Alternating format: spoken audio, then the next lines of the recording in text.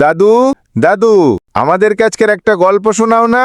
আচ্ছা, তোরা গল্প শুনবি? তা কিসের গল্প শুনবি আজকে? আমাদেরকে আজকের একটা ভূতের গল্প শোনাও।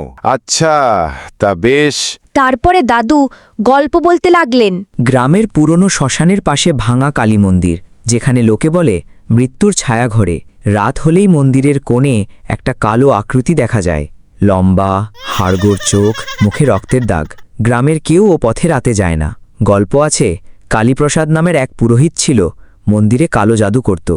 এক রাতে মন্ত্র ভুল হয়ে নিজেই মরে, তারপর ভূত হয়ে ঘোরে। একবার গ্রামে ছেলে নিতাই রাতে শ্মশান পেরিয়ে যাচ্ছিল। হঠাৎ ঠান্ডা হাওয়া আর কানে ফিসফিস, এখানে মৃত্যু আছে। নিতাই দেখল ছায়াটা তার দিকে এগোচ্ছে, হাতে একটা কাস্তে। ভয়ে দৌড়ে পালালো। গ্রামের বুড়োরা বলে কালীপ্রসাদের ভূত এখনও মন্দিরে ঘোরে, যারা রাতে যায় তাদের প্রাণ খোঁজে। এখন রাতে শ্মশান নিস্তব্ধ, শুধু ছায়ার পায়ের শব্দ ভেসে আসে।